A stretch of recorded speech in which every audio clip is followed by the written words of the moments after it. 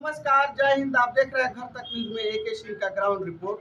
जैसा कि आपको पता है कि अभी नरकटियागंज का जो माहौल था चुनाव से लेकर और अभी जो मिशन चल रहा है 2024, जो भी कहिए, आज नरकटियागंज के हर तरह से क्षेत्र में देखा जाए तो महिलाओं का वर्चस्व नजर आ रहा है।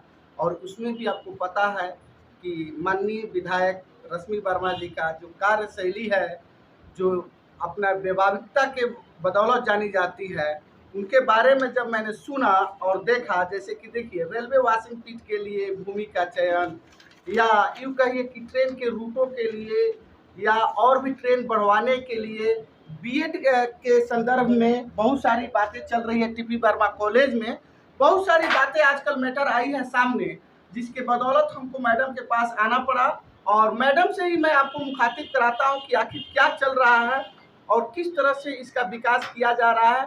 उनका लेटर मंत्रालय तक भी गया है, रेल मंत्री के द्वारा भी मतलब पारित हो गया है। जो भी इनका प्रावधान था सब कुछ इन्होंने पास कराया।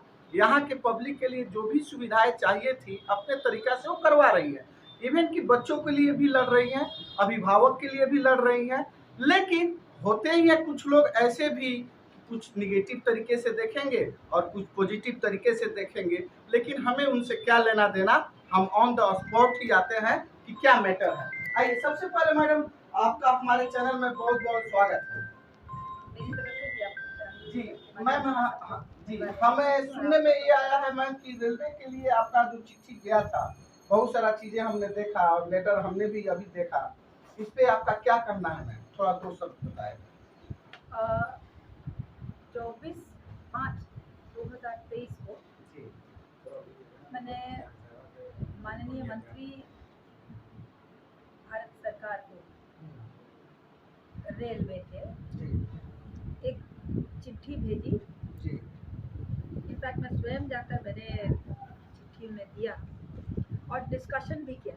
उनके OSD थे, मेरी डिस्कशन नहीं, काफ़ी लंबी डिस्कशन हुई और मैंने वॉशिंग पिट के लिए एक तरह से खूंटा ठोक दिया कि रेलवे का वॉशिंग पिट नरकटियागंज में आना चाहिए, जो कि अन्यत्र चला गया है।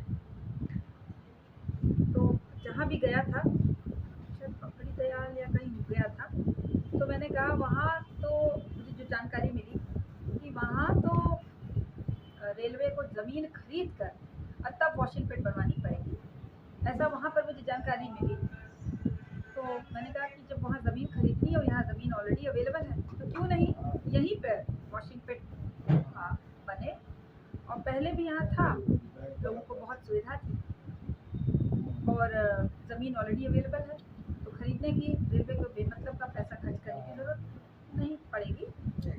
तो मुझे लगता है कि रेलवे ने इसे सर्च स्वीकारा और अब वॉशिंग पिट बहुत जल्दी नरकटियागंज वासियों को इसकी सौगात मिलने जा रही है।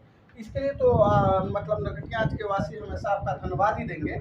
और दूसरी बात यह है मैडम कि जो ट्रेनें सुचारू रूप से मतलब यहाँ से चलनी चाहिए थी, उसके भी लिए मैंने इस चिट्ठी में देखा कि वो भी पारित हो गया। इस पे आपका क्या कहना है? काफी ट्रेनें बढ़ भी जाएंगी, काफी सुविधाएं बढ़ जाएंगी लोगों का, जैसे कि बनारस, देहरादून, ETC वगैरह बहुत सारे विवरण है। जी जी, मैंने बनारस के लिए, रांची के लिए डायरेक्ट ट्रेन, जी जी, दरभंगा के लिए डायरेक्ट ट्रेन की डिमांड की है जी, साथ ही साथ अयोध्या के लिए भी डायरेक्ट ट्रेन की डिमांड रखी, वहाँ लिखित। जी, तो इसके अलावा अंडरपास, 2 अंडरपास का डिमांड रखा है।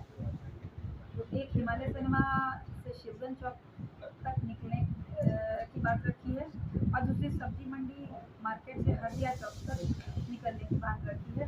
और मुझे बहुत आशा है कि वो भी बहुत जल्दी पारित हो जाएगा और हमें इसकी भी सौगात मिलनी चाहिए। इस अंडरपास से मैम ये भी है कि अतिक्रमण में बहुत सारी सुविधाएं, मतलब सॉरी, भीड़ में भीड़ को कम किया जा सकता है, जो कि मुद्दा है बार बार जो खड़ा होती है, इस पे भी थोड़ा सा अंकुश लगेगा। भीड़ से ज़्यादा ज़रूरी थी कि हम लोग की कनेक्टिविटी शहर में बीचों बीच से जो ओवरब्रिज आ गया है, इससे शहर 2 भागों में बट गया है।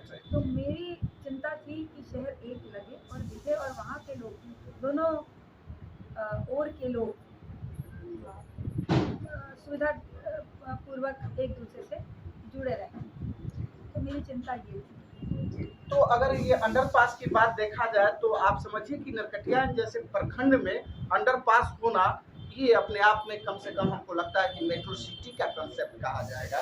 क्यों मैडम ऐसा हाँ, लगता और है? बहुत अच्छा लगेगा। अभी भी तो नरकटियागंज बहुत भव्य लगने लगा है जब से ओवरब्रिज आया है। जी जी जी तो हमें उम्मीद है कि सुविधा के साथ साथ यहाँ निश्चित रूप से भव्यता जी बढ़ेगी। ये सब तो आप पब्लिक के लिए करते ही हैं और पब्लिक ये सब चीजें जान ही भी गई है कि रेलवे से लेके हर तरह से आप खड़ा रहते हैं। मैम एक मुद्दा और है, जैसे कि टीपी वर्मा कॉलेज का बीएड के संदर्भ में बहुत सारा घोटाले की बातें हो रही थी। उस संदर्भ में आज टीम आई थी गठित होकर, इस पे मतलब आपका क्या मतलब कहना है? डिप्टी डायरेक्टर एजुकेशन आए नरकटियागंज विजिट किया उन्होंने। जी साथ ही डिस्ट्रिक्ट एजुकेशन ऑफिसर, इन दोनों का कंबाइन विजिट हुआ यहाँ नरकटियागंज के टीपी वर्मा महाविद्यालय में। और मुझे भी सूचना थी, मुझे भी जाना था, साथ में ही हम लोग को विजिट करना था और समझना था। मैंने एक पत्र लिख के दिया था कि थोड़ा नरकटियागंज के बच्चों पर ध्यान, यानी 7,500 वो उन स्टूडेंट्स पर ध्यान देना बहुत ज़रूरी था जो टीपी वर्मा कॉलेज में स्टूडेंट हैं, और उनके साथ कोई किसी तरह की अन्याय नहीं हो, किसी प्रकार का भ्रष्टाचार नहीं हो, और एक बहुत सुंदर स्वच्छ माहौल में पढ़ाई हो और बिहार का one of the top colleges में ये डिक्लेयर हो। तो मुझे ये चिंता शुरू से रही और मैं इसकी लड़ाई हमेशा लड़ती रही हूँ समय समय पर प्रिंसिपल से और वीसी से, रजिस्ट्रार।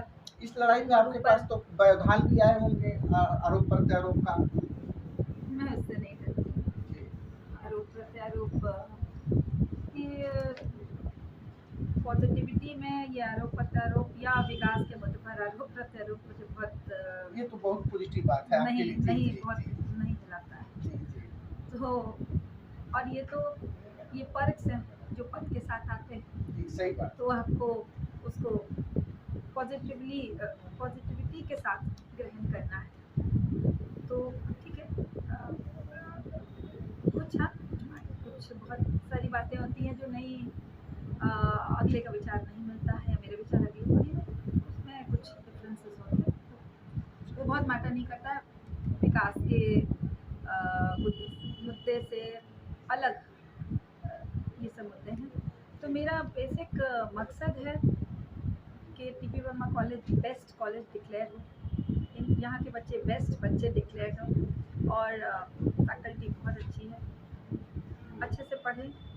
हम लोग जो भी बेस्ट हो सकता है ज़रूर दें, ताकि इस एरिया का भी नाम हो। हमने चूँकि एज अ डोनर मेरे परिवार का भी नाम जी। तो सर मैम आज जो लेकिन टीपी वर्मा में जो मीटिंग हुई और ऊपर के लोग भी आए थे, इस मीटिंग में क्या मतलब कुछ क्लियर हुआ? देखिए, पेपर्स अवेलेबल नहीं थे, मुझे जानकारी दिया गया। तो अब आगे क्या एग्जैक्टली पॉइंट्स रखा जाएगा ऊपर में, डायरेक्टर, सेक्रेटरीज, इस विषय में क्या आगे सोचते हैं और किस प्रकार से भ्रष्टाचार। जी बहुत बहुत धन्यवाद। जैसा कि आप देख रहे थे हमारे साथ एमएलए रश्मि वर्मा जी थे, और मैं आपको बताऊं कि कॉलेज की जो बातें थी बीएड कॉलेज की, हमारी वहाँ जो सीनियर ऑफिसर थे उनसे भी बातें हुई थी, लेकिन वो हमारे सामने आने से बचे थे और उन्होंने आला अधिकारी पे ही छोड़ दिया था, क्योंकि उनको रिपोर्ट में कहीं ना कहीं आधा अधूरा ही रिपोर्ट मिला था, पूरी की पूरी फाइल नहीं मिली थी। अगर पूरी की फाइल अगर सामने आती है तो हम उसको भी आपके सामने लाएंगे। नमस्कार, जय हिंद।